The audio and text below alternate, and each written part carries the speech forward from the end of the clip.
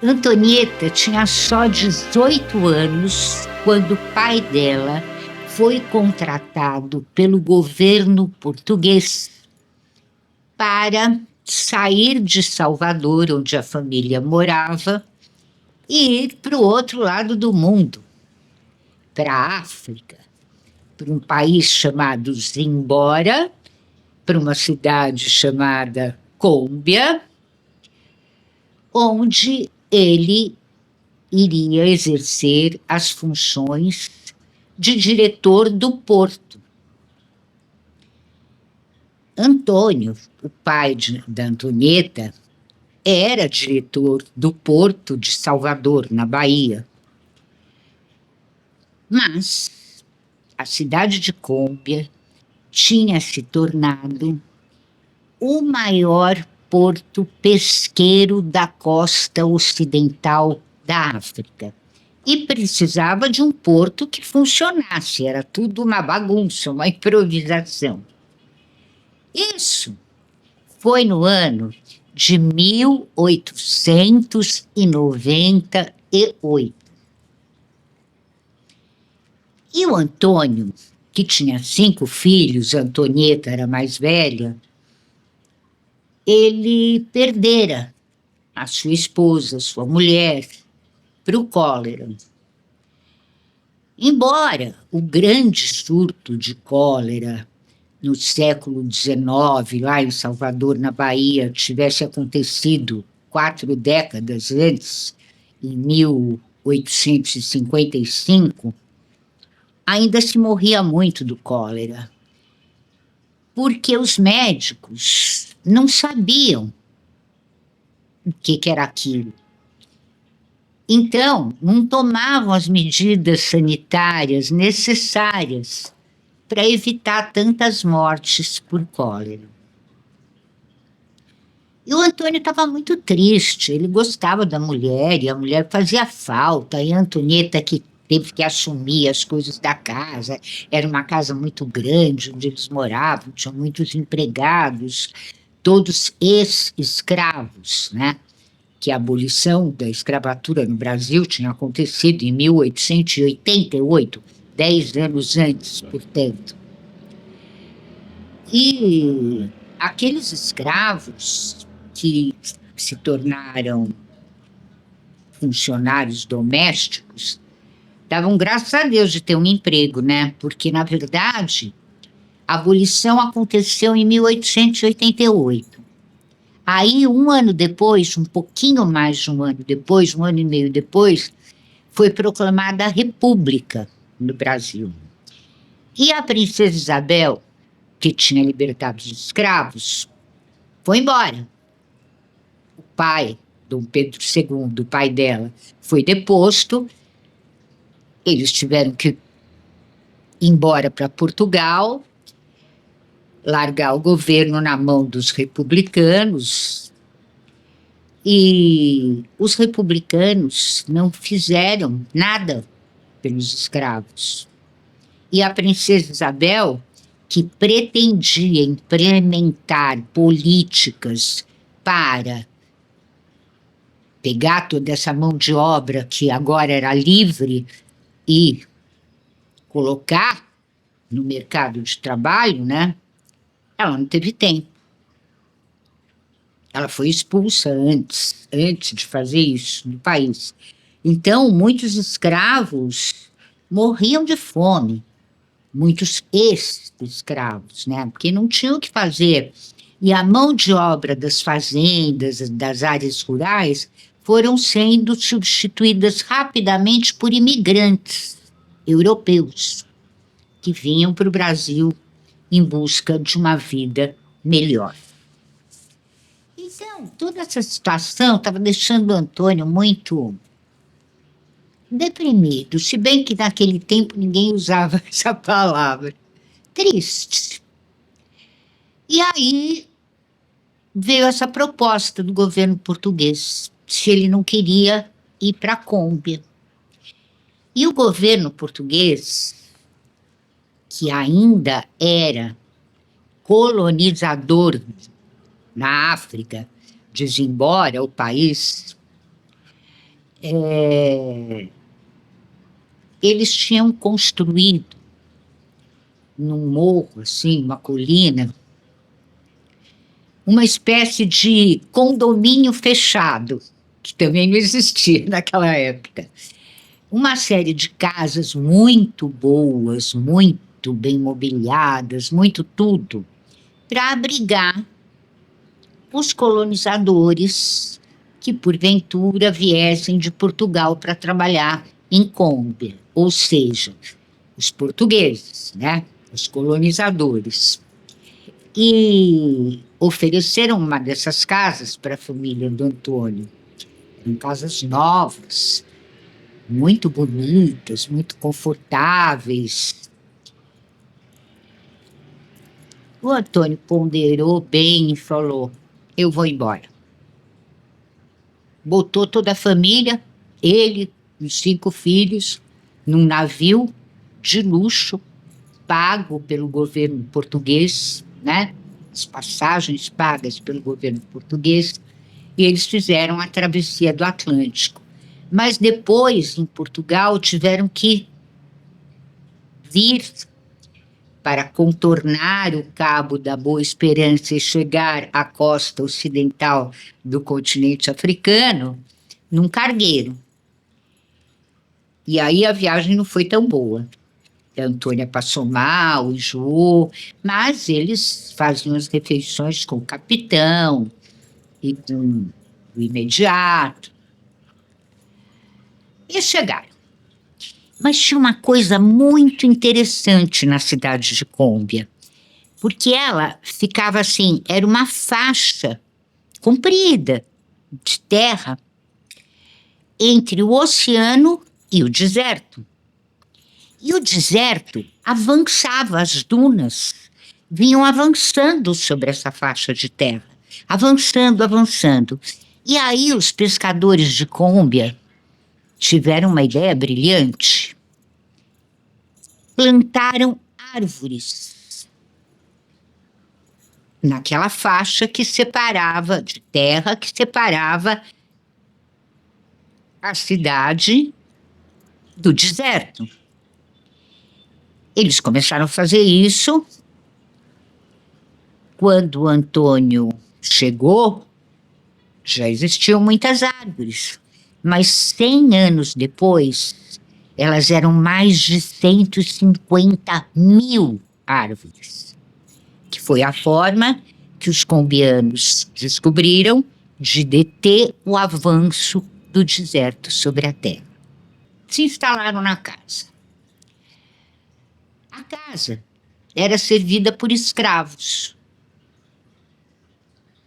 Mas os escravos na África eram muito diferentes do que tinham sido os escravos no Brasil. Os escravos do Brasil eram trazidos, eram capturados e trazidos à força em navios negreiros para o Brasil e para outros países do continente americano para serem vendidos, né? E aí os fazendeiros compravam, o escravo era propriedade do fazendeiro. Na África, não. Na África, ou uma pessoa era escravizada por dívidas que ela não conseguia saldar, ou então eram aquelas tribos que tinham perdido guerras, as pequenas guerras que existiam entre as aldeias africanas. Cada uma era como se fosse um feudo, né? Até hoje ainda é mais ou menos assim. E eles guerreavam entre si. Quem perdia virava escravo de quem ganhava. E o proprietário da casa onde a família do Antônio foi morar tinha escravos e eram eles que trabalhavam na casa. Bom, o Antônio passava deixa eu explicar, esse conjunto de residências ficava distante do centro da cidade de Cômbia. Então, o Antônio passava a semana inteira, de segunda a sexta, na cidade, num hotel. Às sextas-feiras, inclusive, ele ia para um bordel. Ele tinha se enrabixado lá por uma local e, depois de mandar o médico examiná-la para ver se ela não tinha nenhuma doença sexualmente transmissível,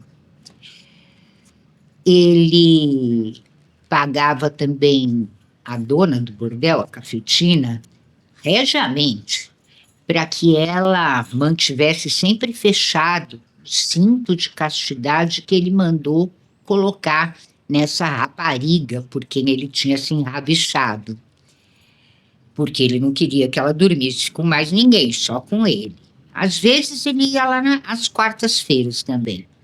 Mas, enfim, só no sábado de manhã que ele voltava para casa, lá no tal condomínio, e via a família e tudo. Mas a família estava bem, as crianças gostavam, a casa era muito grande, tinha um bosque em volta, tinha o rio, uma praia fluvial, o rio que passava ali pertinho da cerca da propriedade. E eles se divertiam, comiam muito bem, comidas portuguesas, comidas africanas, todas com o dedo da Beca. A Beca era a chefe das escravas na casa, dos escravos e das escravas.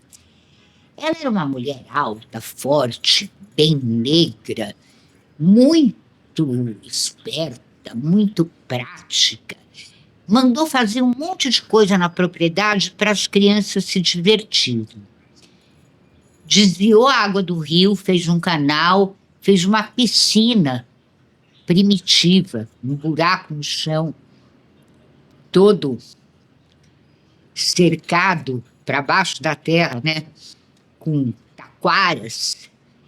Enchia de água aquilo, com a água do rio, e a água escoava pelo outro lado, e tinha telas para os animais não entrarem na tal piscina da Beca, para as crianças poderem nadar, porque, na verdade, as 5 crianças estavam ganhando peso, até a Antonieta, que já era uma moça, de tanto que comiam bem, né?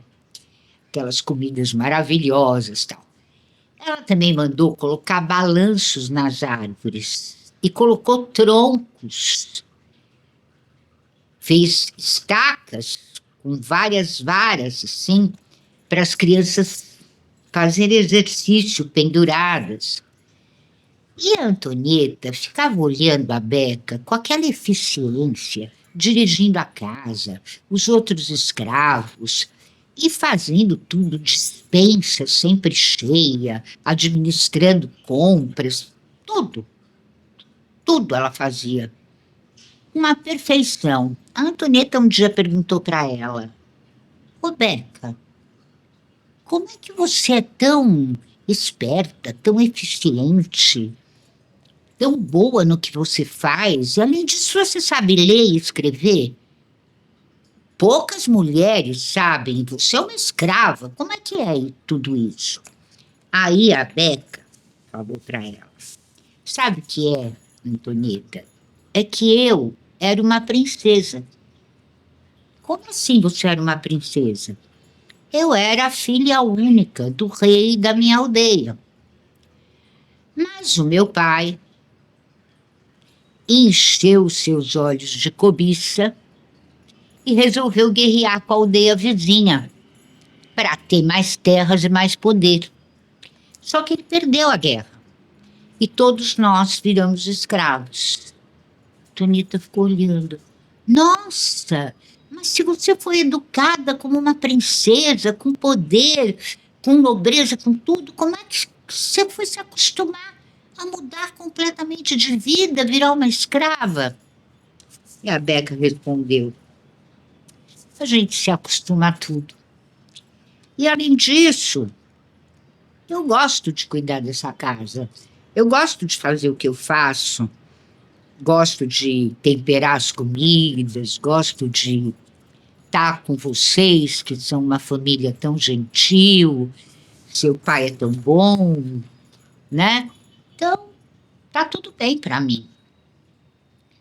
Mas Antonieta e a Beca ficaram amigas.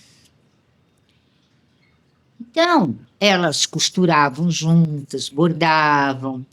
À noite, a Beca ia para o quarto da Antonieta e elas ficavam discutindo os mistérios do universo, os caminhos das estrelas. E a Antonieta aprendeu um monte de coisa com a Beca.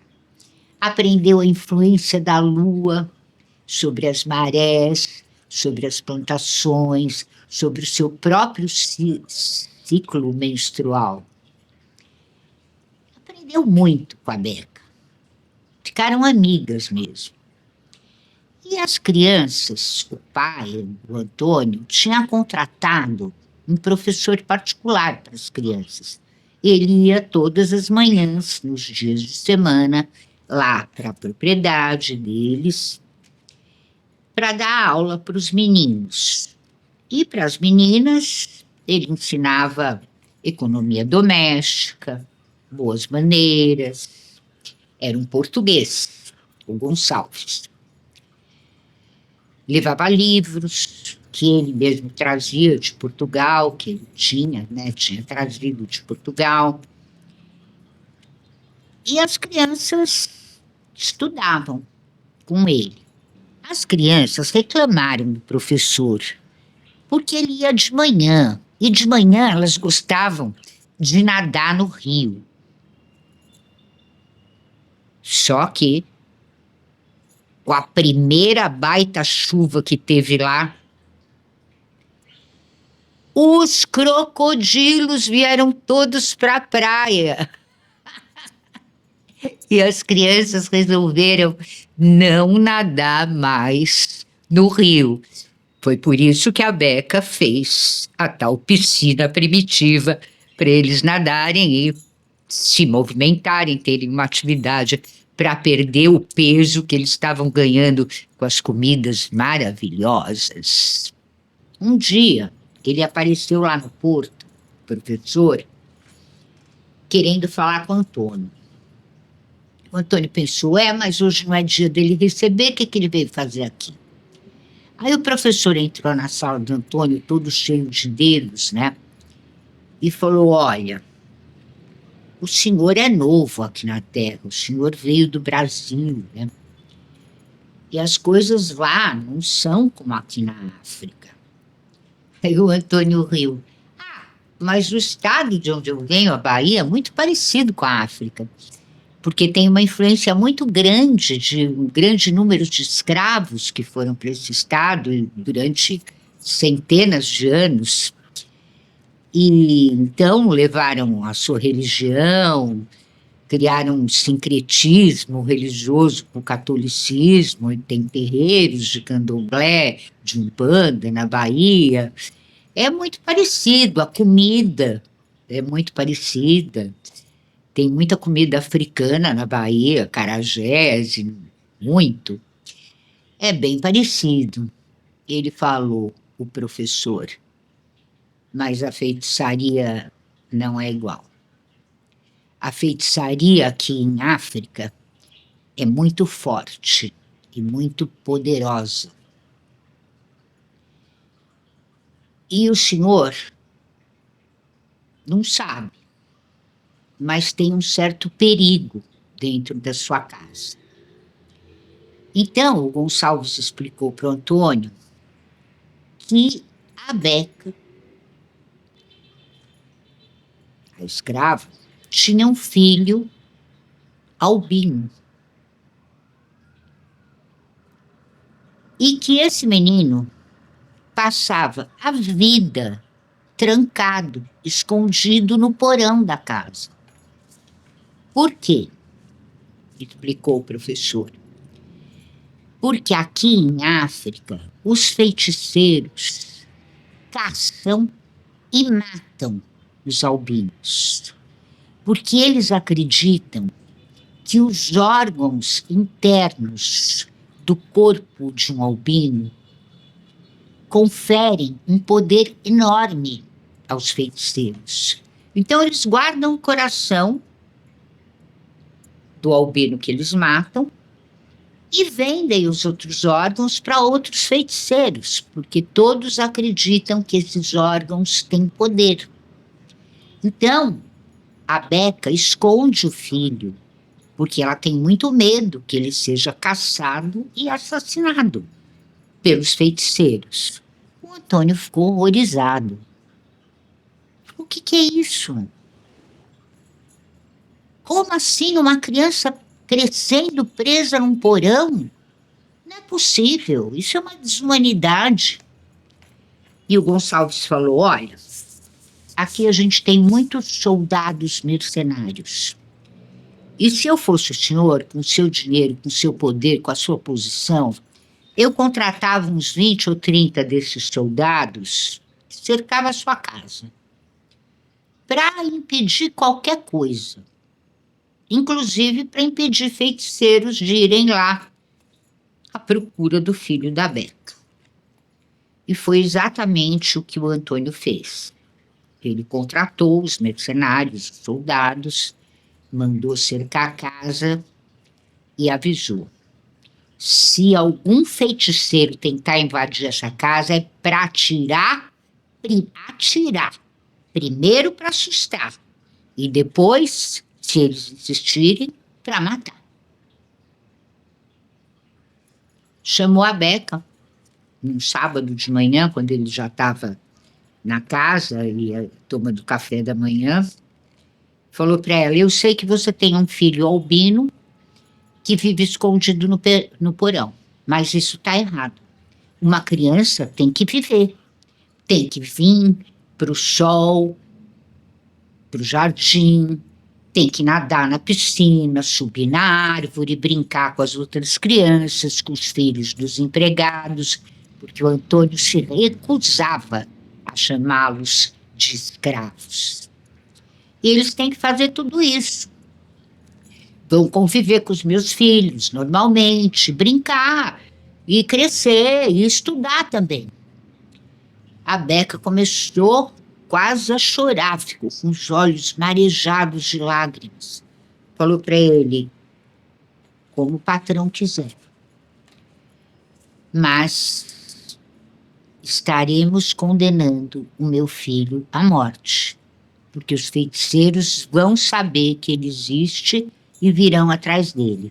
O Antônio falou, não tem perigo. Já contratei mercenários, estão cercando a casa dia e noite. Tem 2 exércitos de mercenários que se revezam e eles não vão deixar entrar aqui nenhum feiticeiro. Se alguém tentar, atira para assustar e, se insistir, atira para matar. E foi assim que o filho da Beca começou a conviver com os filhos do Antônio, com os filhos dos escravos, e a vida dele melhorou muito, né? E as crianças achavam muito engraçado ter um amiguinho branco feito a neve, com os olhos claros que não suportavam muito a luz, um albino, enfim, que eles nunca nem tinham visto uma criança albina. Enquanto isso, a Beca e a Antonieta continuavam nas suas confidências, nas suas filosofanças, né? E muito amigas. Aí teve uma noite em que os feiticeiros realmente atacaram. E essa foi a única lembrança triste ou assustadora que Antonieta trouxe da África. Eles tentaram invadir a mansão. Foram detidos pelos mercenários. E aí foi uma carnificina. Os mercenários atiraram nos feiticeiros para matar. Que essa era a ordem do patrão. E depois enterraram os cadáveres lá no final do jardim, longe da cerca, mas bem no final do jardim. Enterraram em covas fundas, todos eles amontoados.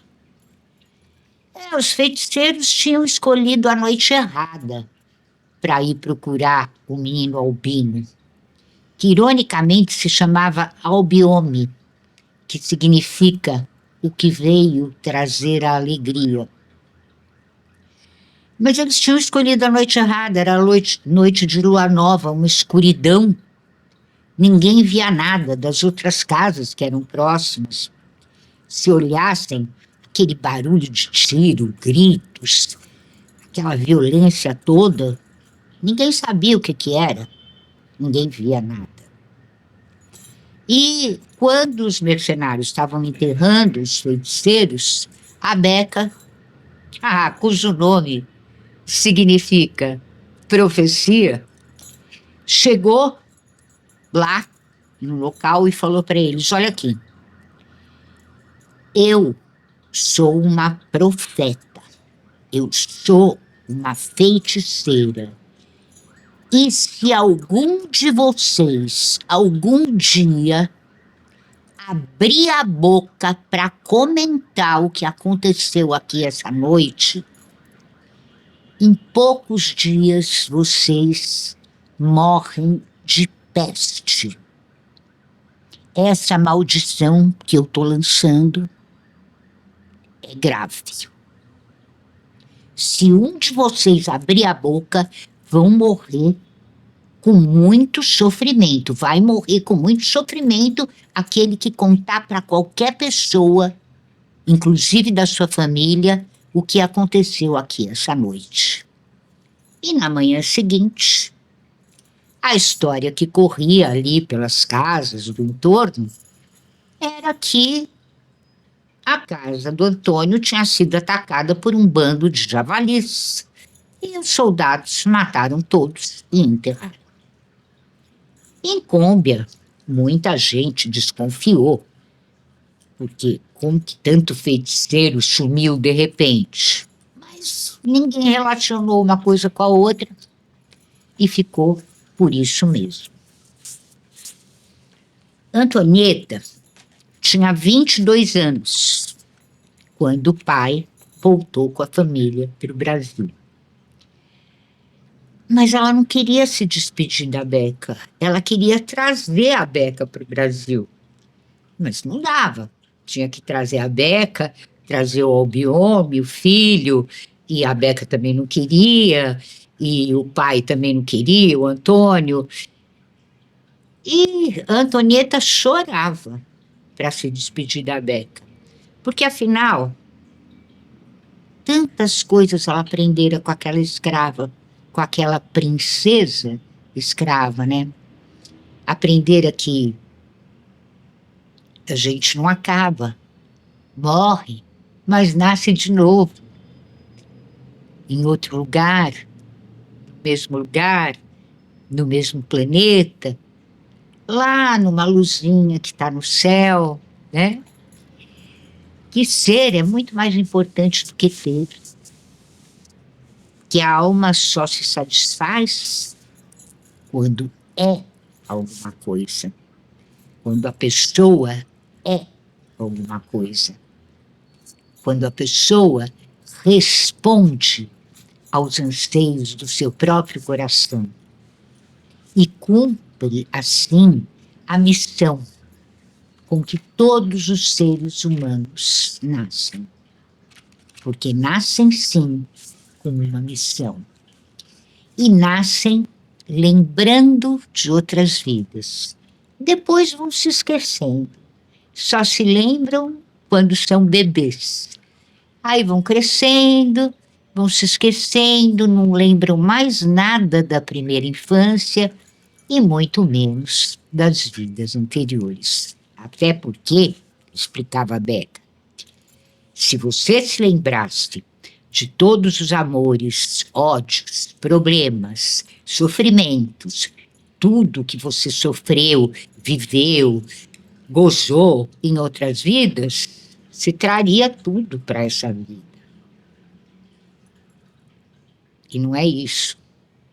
Cada vida é um começar de novo, e de novo, e de novo.